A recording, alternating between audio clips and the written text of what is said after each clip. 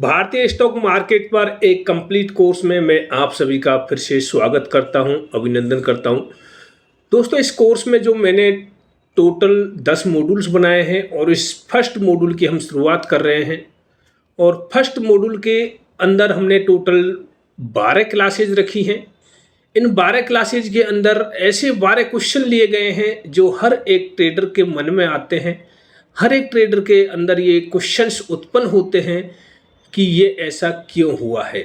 उसी में से आज पहला क्वेश्चन का जवाब हम लेके आए और दोस्तों 12 क्लास के अंदर 12 क्वेश्चनों के जवाब आपको मिलेंगे। यदि आप इन 12 क्वेश्चनों का जवाब जानोगे तो आपको शेयर मार्केट से एक दोस्ती हो जाएगी। आपको कुछ समझ में आएगा कि शेयर मार्केट कुछ है। देखिए दोस्तों, अगर यदि आप इन 12 क्वेश्चनों के जवाब जाने बगैर भी शेयर मार्केट को सीख सकते हो, लेकिन आपके अंदर वो कॉन्फिडेंस नहीं आएगा जो एक ट्रेडर के अंदर होना चाहिए या फिर एक इन्वेस्टर के अंदर होना चाहिए। मुझे पता नहीं कि आप इन्वेस्टर बनना चाहते हो या ट्रेडर, लेकिन अभी यहाँ पर हम जो 12 क्वेश्चंस की बात कर रहे हैं, ये 12 क्वेश्चन ऐसे हैं जो हर एक ट्रेडर्स के मन में उत्पन्न होते हैं और इनका जवाब अगर यदि आप जान जाते हो तो फिर दोस्तों आपको आसानी होती है शेयर मार्केट को सीखने में। देखिए, किसी भी काम को करने से पहले अगर यदि आप उसकी जड़ को समझ लेते हो तो फिर आपको थोड़ा सा कॉन्फिडेंस होता है उस काम को करने के लिए। तो आज इसी तरह का पहला क्वेश्चन जो हमारा है वो है कि शेयर मार्केट का आखिरकार अस्तित्व क्यों है, इस शेयर मार्केट को बनाया क्यों गया है। दोस्तों देखिए, साधारण सी बात है, शेयर मार्केट को जुआ खेलने के लिए तो हमने बनाया नहीं, लेकिन कुछ लोग इसको जुए के रूप में ले रहे हैं। हमारे देश में ऐसा कोई भी स्टेशन नहीं है या ऐसी कोई भी संस्था नहीं है जो जुआ खेलने की अनुमति देती हो, या फिर हमारी गवर्नमेंट इस तरह से जुआ खिलाने की अनुमति आपको देती हो। और जहां भी जुआ खेला जाता है वहां खेलने वाले की हमेशा हार होती है, खिलाने वाले की जीत होती है और खेलने वाला हमेशा हारता है। देखिए, मैं ज़्यादा गहराई में नहीं जाऊंगा, फिर भी हम बात करें क्रिकेट्स की तो क्रिकेट्स के ऊपर एक बेट्स लगता है दोस्तों, उसको हम कह सकते हैं कि एक जो ऑथराइज ऐप के थ्रू गवर्नमेंट ने दे रखा है, जैसे ड्रीम 11 हैं। इसमें बहुत से युवा साथी, बहुत से युवा लोग इसके अंदर पैसे लगाते हैं और ज़्यादातर लोग, मेरा मानना यह है कि उन पैसे को हारते ही हैं। बहुत कम लोग ऐसे होते हैं जो इन पैसों में जीत पाते हैं, बाकी ज़्यादातर चांस होते हैं कि उसको हारते ही है। तो दोस्तों, यहाँ पर मेरा कहने का उद्देश्य यह है, यदि आप शेयर मार्केट को सट्टे की तरह खेलते हो या फिर सट्टा समझते हो तो आपका हारना निश्चित है, आपको लॉस होना निश्चित है। यदि आपने शेयर मार्केट को समझ लिया तो दोस्तों आप फिर मार्केट से पैसे अर्न कर सकते हो। अब हमने शेयर मार्केट को बनाया क्यों, इसका बनाने के पीछे देखिए, मैंने इसको 8 पार्टों में डिवाइड किया है। इसको 8 पार्टों में किस तरह से डिवाइड किया है। पहला जो हमारा पार्ट है वो होगा दोस्तों, हमारा पहला part economic function. Economic function का मतलब क्या है? यहां इकोनॉमिक फंक्शन का मतलब है कि कोई भी व्यक्ति जिसके पास देखिए पैसे तो है, लेकिन वो उस पैसे को और आगे चल के उसकी ग्रोथ करना चाहता है, तो उसको ग्रोथ करने के लिए उसके लिए भी पैसे और चाहिए, तो कहाँ से वो पैसे ले सकता है। तो इकोनॉमिक फंक्शन का मतलब है कि यदि कोई व्यक्ति कोई कंपनी चला रहा है और वो मान जाए उसने एक कंपनी खोल रखी है, उसको उठा करके वो 10 कंपनी में परिवर्तित करना चाहता है। हो सकता है कि 10 कंपनी के लिए वो पैसा लेने जाए, बैंक के पास जाएगा, बैंक उसको पैसा दे देगी, लेकिन अब वो 10 से 10,000 करना चाहता है तो इतना पैसा कहाँ से मिलेगा उसको। अब इतना पैसा लेने के लिए उसको पब्लिकली आना पड़ेगा। अगर यदि वो पब्लिकली आएगा, आज अगर यदि आपसे आकर के कोई व्यक्ति कहता है भाई मेरे पास इतनी अच्छी कंपनी है और आप इसमें इन्वेस्ट कीजिए, मेरे पास अभी 100 दुकानें हैं, मैं इसमें 1000 दुकान बनाना चाहता हूं, तो क्या आप उसमें इन्वेस्ट करोगे? नहीं करोगे। क्यों नहीं करोगे? क्योंकि आप उसको जानते नहीं हो। तो फिर वो कहाँ जाएगा? देखिए, वो जाएगा पब्लिक के लिए, सेबी के पास जाएगा। सेबी उसको आईपीओ अलॉट करेगी, वो अपना आईपीओ लेके जाएगा सेबी के पास, सेबी के थ्रू वो आईपीओ अलॉट करवाएगा, अलग अलग एक्सचेंजों पर उनको रजिस्टर्ड करवाएगा। अब आप यहाँ पर सोचिए, जब वो रजिस्टर्ड होती है कंपनी, तो उसके ऊपर बहुत कुछ निगरानी होती है गवर्नमेंट्स की भी। ये चीज़ें अभी आगे टॉपिक आएगा उसमें देखेंगे। लेकिन कहने का मतलब ये कि अगर यदि इकोनॉमी फंक्शन का मतलब है कि आप इकोनॉमी में हिस्सा लेना चाहते हो, हमारे देश की इकोनॉमी में या किसी भी चीज़ में, तो इसके थ्रू, शेयर मार्केट के थ्रू आप उसमें हिस्सा ले सकते हो। अब नेक्स्ट वो आता है हमारा टॉपिक, इसी में टॉपिक नंबर 2 आता है इन्वेस्टमेंट एंड वेल्थ क्रिएट। देखिए, एक व्यक्ति के पास पैसा है और वो उसको इन्वेस्ट करना चाहता है। क्यों करना चाहता है? क्योंकि भविष्य में उसको उन पैसों की जरूरत पड़ेगी। यदि आपके पास में 100 रुपए की बचत है दोस्तों, आज आप उस पैसों की बचत करके और अपने पास रख देते हो कहीं पर भी कैश के रूप में, तो आप उसको 10 साल बाद भी निकालोगे तो वो 100 रुपए ही आपको मिलेंगे, 100 के 110 तो नहीं होंगे।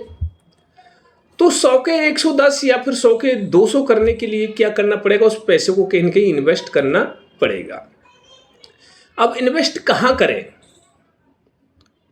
मान जाए कोई दुकान मार्केट में है, आप वहां जाके तो इन्वेस्ट कर नहीं सकते। कोई मुझे मेरे 100 रुपये ये लीजिए और इस 100 रुपये से मुझे 10 कपड़े दे दीजिए, अपने पास रख लीजिए, बेच देना, जो प्रॉफिट हो मुझे दे देना। तो ऐसा तो होता नहीं है।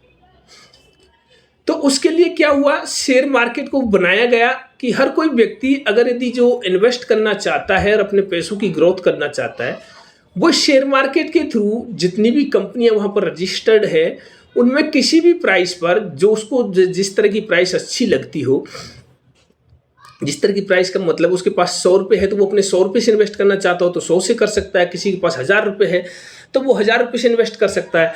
तो इस तरह से वो उनमें इन्वेस्ट करके और चल सकता है। वहाँ से इन्वेस्ट करके एक वेल्थ क्रिएट कर सकते हो दोस्तों। वहाँ पर आप अपना धन को और अच्छे से बढ़ा सकते हो, वहाँ से अपनी पूंजी को आप बढ़ा के चल सकते हो। इसलिए भी शेयर मार्केट को बनाया गया है। अब दोस्तों नंबर 3 पे आता है price discovery and market efficiency. Price discovery और मार्केट एफिशिएंटी का मतलब क्या है? यहाँ पर देखिए, आपको एक चीज़ समझ में आएगी कि आप बाजार में कोई चीज़ लेने गए, आपने 10 दुकानें देखी, एक ही कपड़े का आपने मोल किया और दोस्तों उस कपड़े को मोल करते हुए आप 10 दुकानों पर पहुंच जाते हो। हर दुकान पे आपको अलग अलग प्राइस मिलती है। तो वहाँ आपके मन में कंफ्यूज हो जाता है कि मुझे कहाँ पर इन्वेस्ट करना चाहिए ताकि वहाँ से अच्छी प्राइस मुझे मिल सके। तो शेयर मार्केट एक ऐसा है जहाँ जो प्राइस मिलती है, एक अच्छी प्राइस मिलती है। अच्छी प्राइस का मतलब है, देखिए 100-200 आदमी की भीड़ को बेवकूफ़ बना सकते हो, लेकिन जहाँ करोड़ों की भीड़ हो उसको बेवकूफ़ बनाना कठिन है। क्योंकि जो शेयर मार्केट में जो किसी चीज़ की प्राइस तय की गई है वो करोड़ों लोगों के द्वारा तय की गई है। एक किसी चीज़ को ला करके शेयर मार्केट में रख दिया है, करोड़ों लोगों की उसके ऊपर नज़र है। कहीं कोई शेयर चल रहा है और वहाँ पर उसको आपको दिखाई देता है कि 100 रुपये का शेयर है। अब वहाँ आप अपना हिसाब या फिर अपना मूल्य आप खुद से अंकित कर सकते हो कि आपको लगता नहीं ये 100 रुपये वाला शेयर ये तो महंगा है, इसकी जो उसने 100 रुपये कीमत रख रखी है ये महंगी है। हो सकता है किसी को सस्ती लग रही हो, तो जिसको सस्ती लगेगी वो खरीदेगा, जिसको महंगी लगेगी वो बेच देगा, वापस अपने पास रखी होगी तो भाई इसका भाव बढ़ गया। तो आपको जहाँ पर अच्छा लगता है कि इस चीज़ की प्राइस मुझे अच्छी मिल रही है, तो वहाँ पर आप अपना इन्वेस्ट कर सकते हो और वहाँ से भी अपनी वेल्थ क्रिएट कर सकते हो। तो दोस्तों इसका मतलब है कि आपको प्राइस का कोई कन्फ्यूजन नहीं होगा। आपको अपने हिसाब से भी अपनी वस्तु की या फिर अपने पैसों के लिए आप एक प्राइस निश्चित कर सकते हो। मुझे इस प्राइस पे ये चीज़ मिलनी चाहिए तब जाके मैं इसमें इन्वेस्ट करूँगा। तो आप वेट कर सकते हो उस प्राइस तक आने का। उसका नहीं आता है तो किसी और दूसरी जगह पर आप जा सकते हो जहाँ पर भी आप इन्वेस्ट कर सकते हो। दूसरी कंपनी में भी जा सकते हो। लगभग 6000 कंपनियाँ हैं जहाँ पर भी आप उसमें इन्वेस्ट कर सकते हो। नंबर 4 पर आता है दोस्तों लिक्विडिटी।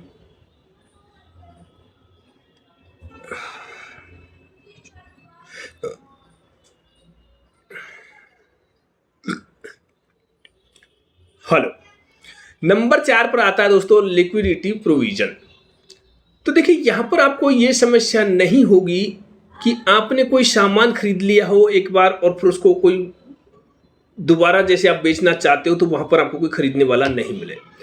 आप सोचिए एक बार, सपोज दैट आप मार्केट में कहीं गए, वहाँ पर 5 दुकान थी, वहाँ से आपने सामान को उठाया और वहाँ से ग्राहक थे 10 ही आदमी। आप दोबारा उसको बेचना चाहते हो वहीं पर और वो फिर बिकता नहीं है। तो ऐसा शेयर मार्केट में नहीं है, क्योंकि शेयर मार्केट में करोड़ों आदमी हैं। अगर वर्ल्ड को पूरे को मिलाया जाए तो अरबों आदमी आपको मिल जाएंगे जो शेयर मार्केट में काम करते हैं, और वहाँ से आप जब भी बेचना चाहो सेकंडों के कुछ हिस्से में आप अपने माल को बेच सकते हो। जितनी आपको ज़रूरत है उसके हिसाब से बेच सकते हो, जितनी आपको ज़रूरत है उसके हिसाब से आप खरीद भी सकते हो। तो ये भी आपके सामने शेयर मार्केट में समस्या नहीं है, इसलिए इसको बनाया गया। क्योंकि जब कोई व्यक्ति बाहर से सामान खरीद लेता था, कई बार अपने पास रखा रहता था, फिर उसको बहुत दिनों तक रखे रखो, फिर वो बिकता नहीं था। तो इसलिए भी शेयर मार्केट को बनाया गया ताकि लोगों को बेचने और खरीदने में किसी चीज़ को परेशानी नहीं हो। इन्वेस्ट तो देखिए बहुत टाइम से होता आ रहा है, बहुत टाइम से लोग इन्वेस्टमेंट कर रहे हैं। तो वहाँ दिक्कत क्या होती थी कि वहाँ एक बार जैसे आपने कोई सामान खरीद लिया तो फिर उसको दोबारा जब आप बेचना चाहते हो तो फिर उसको दोबारा खरीदने वाला कोई नहीं मिलता था। तो वो चीज़ की भी समस्या यहाँ पर आपको नहीं मिलेगी। अब नंबर 5 पर आता है दोस्तों रिस्क मैनेजमेंट। देखिए कुछ समय पहले क्या हुआ था कि रियल एस्टेट एक बहुत अच्छे से चलती थी। उस टाइम पर एक रियल एस्टेट का सिस्टम अलग तरीके का था, आज एक रियल एस्टेट अलग तरीके से है। आज क्या होता है, अगर यदि आप, मैं ये नहीं कहना चाहता कि आपको रियल एस्टेट में काम नहीं करना चाहिए या फिर अपने लिए घर नहीं खरीदना चाहिए। ऑफकोर्स मैं इस तरह से कि उसमें पूरी तरह से पक्ष में हूँ कि हर एक व्यक्ति के पास में अपना घर होना चाहिए और उसको सबसे पहले अपना घर खरीदना चाहिए। दोस्तों आप आज के टाइम पे अगर यदि रियलिटी एस्टेट में बिजनेस करते हो, एक मकान आपने खरीद लिया, 3 करोड़ रुपए का मकान मिला आपको। यदि मान लीजिए वहाँ कोई दिक्कत हो जाती है, किसी तरह की कोई ऐसी परेशानी आ जाती है कि जो आपको वहाँ व्यवधान खड़ा कर दे, तो आपकी पूरी मनी एक साथ में जा सकती है। लेकिन यहाँ पर क्या है कि आप 3 लाख का इन्वेस्ट या फिर 3 करोड़ का इन्वेस्ट करना चाह रहे हो, तो आप अलग अलग कंपनी में कर सकते हो। वहाँ आपका रिस्क मैनेज हो सकता है। रिस्क मैनेजमेंट का एक बहुत बड़ा चैप्टर अभी हम आगे लेके आएंगे। लगभग एक मॉड्यूल होगा पूरा जिसमें ऑप्शन ट्रेडिंग को इंक्लूड किया जाएगा। ऑप्शन ट्रेडिंग के अंदर कैसे रिस्क मैनेजमेंट, वो एक अलग चीज़ है, लेकिन यहाँ एक रिस्क अलग तरह का है। मैं कहना चाह रहा हूँ कि आप किसी एक चीज़ को खरीदने के बजाय 10 चीज़ों को खरीदिए, ताकि 10 में से अगर एक भी खराब निकल जाए तो 9 तो आपके पास में सेफ बचेगी। लेकिन आपने ये सोच के एक ही चीज़ को खरीद लिया कि ये बहुत अच्छी चीज़ है, अगर यदि वो खराब निकल गई तो फिर आपका सब कुछ खत्म हो जाता है। तो इसमें आपको रिस्क को मैनेज करने की सुविधा भी मिलती है।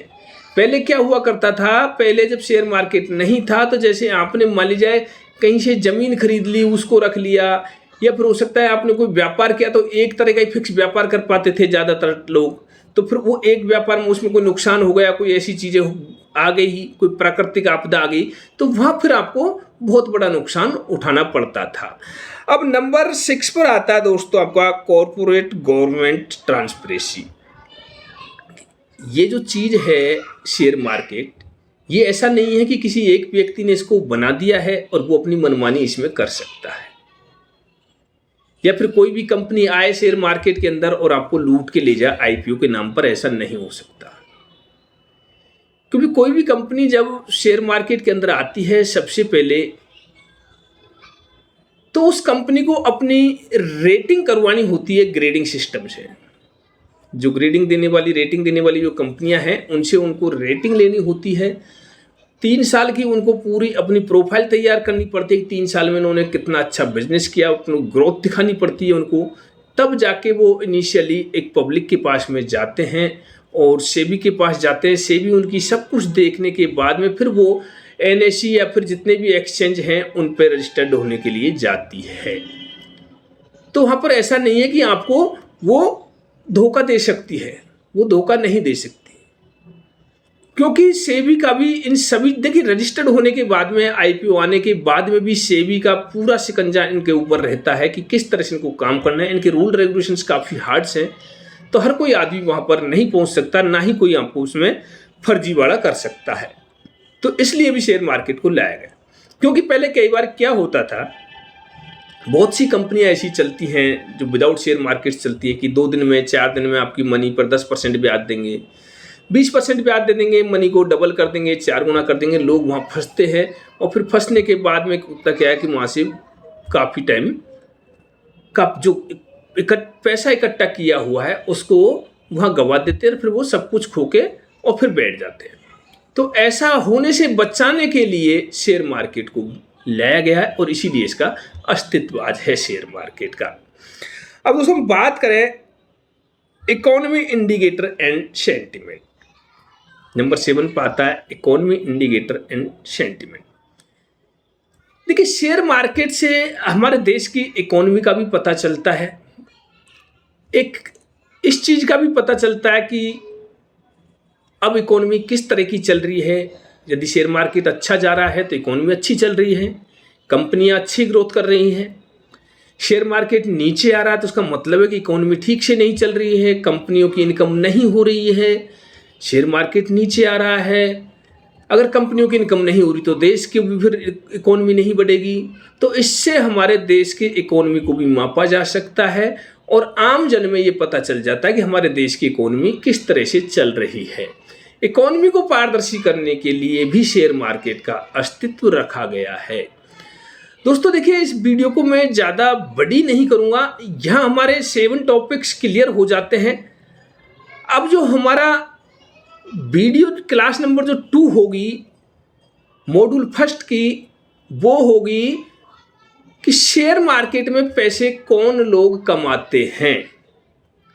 तो दोस्तों फिर मिलेंगे अगली वीडियो में, तब तक के लिए जय हिंद।